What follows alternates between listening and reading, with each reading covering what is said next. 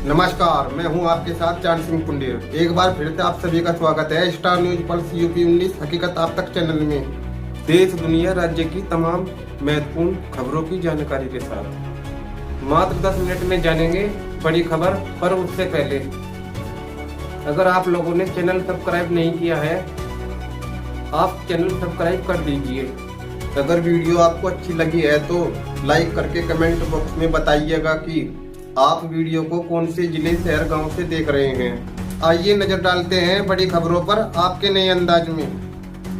नमस्कार दोस्तों, स्वागत है आपका। आज है 14 अक्टूबर 2025 दिन मंगलवार।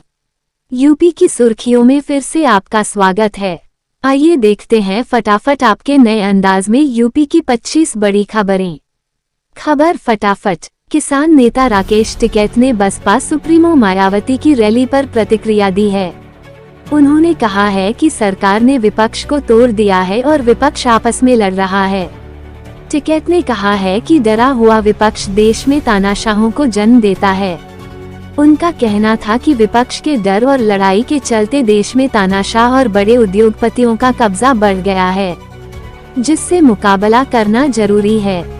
ये टिप्पणी लखनऊ में 9 अक्टूबर को हुई बसपा की महारैली के बाद आई है, जिसमें मायावती ने योगी सरकार की कांशीराम स्मारक मरम्मत के लिए तारीफ की थी। खबर फटाफट। उत्तर प्रदेश में अब इलेक्ट्रिक वाहन खरीदारों को रजिस्ट्रेशन और रोड टैक्स देना होगा। 13 अक्टूबर को रोड टैक्स छूट की अवधि समाप्त हो गई है।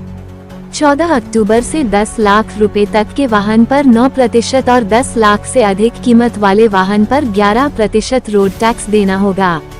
2 पहिया ईवी पर 300 रुपए और 4 पहिया पर 600 रुपए पंजीकरण शुल्क भी लगेगा। राज्य में फिलहाल ई रिक्शा को छोड़ अन्य ईवी का निर्माण नहीं हो रहा है, इसलिए अधिकांश खरीदारों को टैक्स देना होगा। हालांकि सरकार 2027 तक सशर्त सब्सिडी जारी रखेगी। खबर फटाफट। यूपी में 14 और 15 अक्टूबर को गोरखपुर में 2 दिवसीय रोजगार महाकुंभ लगेगा। इसमें 10,655 पदों पर यूएई और ओमान में नौकरियां उपलब्ध होगी।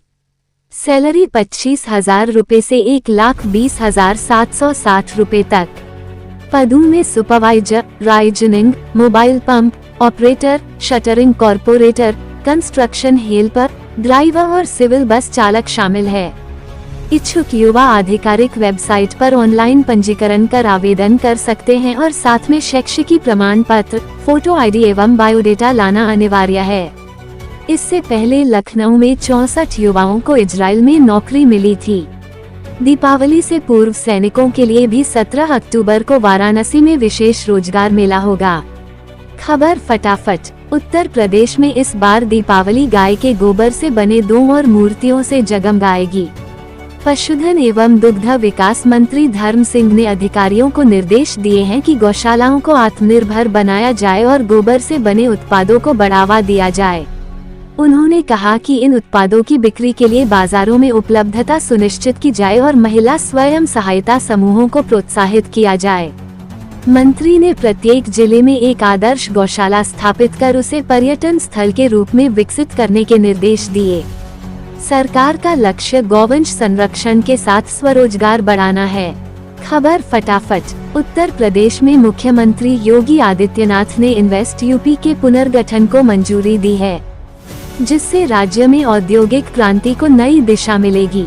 अब invest UP one stop investment agency के रूप में काम करेगा और मुंबई, दिल्ली, चेन्नई, हैदराबाद व बेंगलुरु में सैटेलाइट ऑफिस खोले जाएंगे। विशेषज्ञ सेल्स के माध्यम से सेक्टर व निवेश को बढ़ावा मिलेगा। निवेश मंत्री पोर्टल 3.0, निवेश मित्र पोर्टल 3.0 से प्रक्रिया डिजिटल और आसान होगी।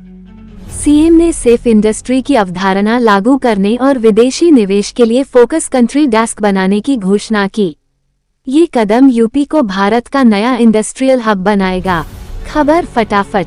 बीएसएनएल ने उत्तर प्रदेश के 142 ऐसे गांव में 4G सेवा शुरू की है जहां पहले किसी भी दूरसंचार कंपनी का नेटवर्क नहीं था। इसमें सोनभद्र के 35 गांव शामिल है, जिनमें से 34 में नेटवर्क चालू हो गया है। ये काम डिजिटल भारत निधि के 4G सैचुरेशन प्रोजेक्ट के तहत किया गया है। BSNL के टावर अब सहारनपुर, लखीमपुर खीरी, चंदौली, ललितपुर, बिजनौर और अन्य जिलों के गांव में भी सक्रिय है। नक्सल प्रभावित सोनभद्र, चंदौली और मिर्जापुर में 2G, 3G नेटवर्क को 4G में अपग्रेड किया जा रहा है, जिससे ग्रामीण संचार को नई गति मिलेगी। खबर फटाफट। मथुरा के कथावाचक देवकी नंदन ठाकुर ने दिल्ली में 18 अक्टूबर को स्नातक क्रिकेट लीग का ऐलान किया है। इस लीग में 4 टीमें भाग लेगी, जिनका नेतृत्व प्रसिद्ध कथावाचक करेंगे। देवकी नंदन ठाकुर की टीम वृंदावन वारियर धीरेन्द्र कृष्ण शास्त्री की बजरंग ब्लास्टर, इंद्रेश उपाध्याय की राधे रॉयल्स और चिन्मयानंद बापू की राघव राइडर्स होगी।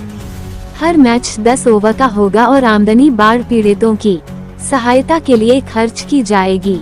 मैच दिल्ली के पहाड़गंज स्थित कर्नल सिंह स्टेडियम में होंगे। ठाकुर ने सनातन धर्म के संरक्षण और सेवा के लिए सरकार से सनातन बोर्ड बनाने की अपील की। खबर फटाफट। इस वर्ष दीपोत्सव 6 दिनों तक मनाया जाएगा, क्योंकि धनतेरस 2 दिन 18 और 19 अक्टूबर को पड़ेगी।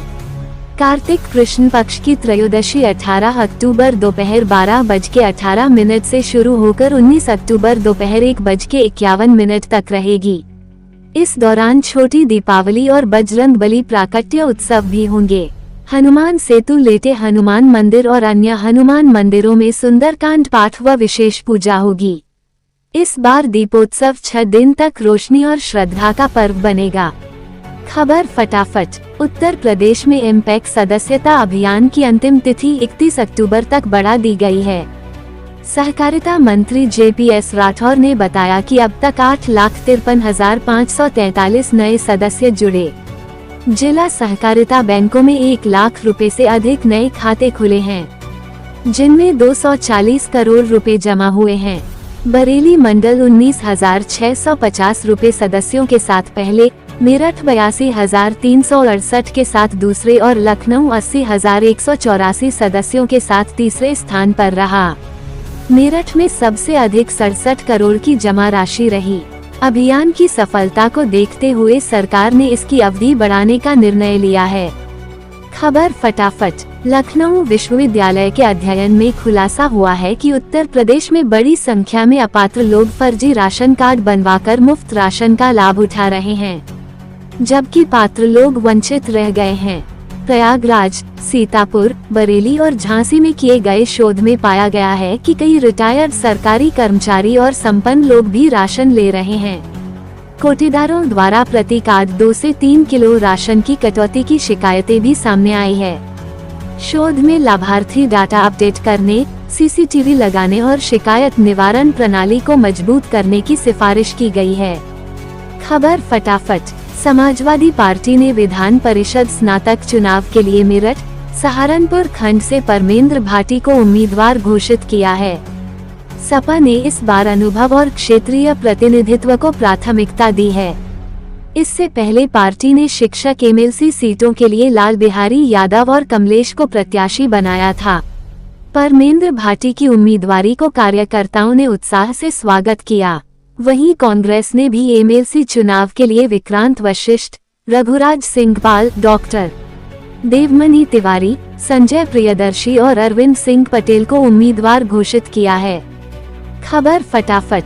मुख्यमंत्री योगी आदित्यनाथ ने विंध्य और बुंदेलखंड में हर नल से शुद्ध जल आपूर्ति के लिए सख्त निर्देश दिए हैं।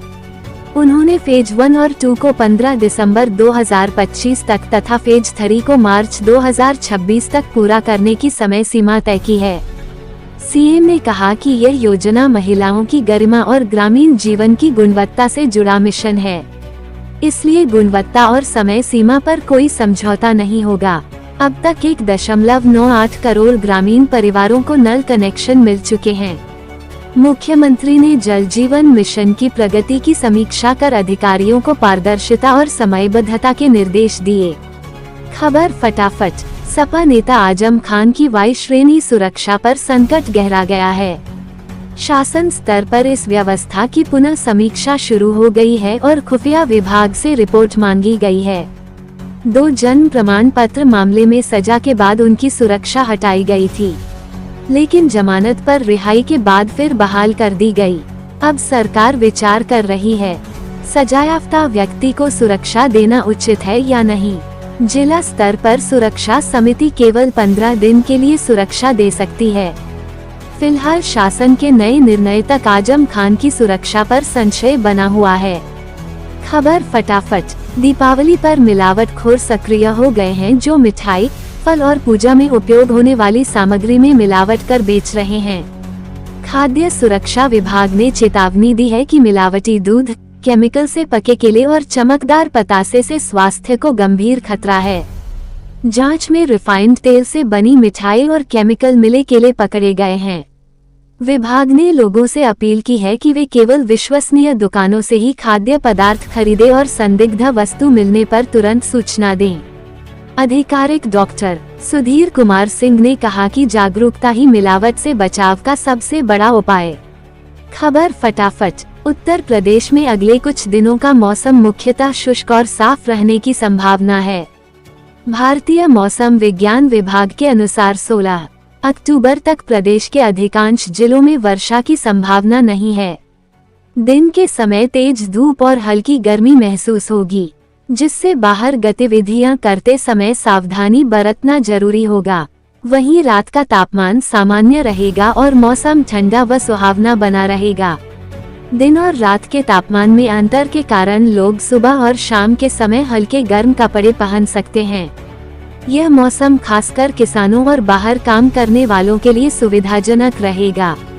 स्टार न्यूज प्लस यूपी 19 हकीकत आप तक चैनल पर रोजाना लगातार ताज़ा खबरें पाने के लिए चैनल को सब्सक्राइब करना ना भूले, ताकि हर अपडेट आपको मिलती रहे लगातार सबसे पहले।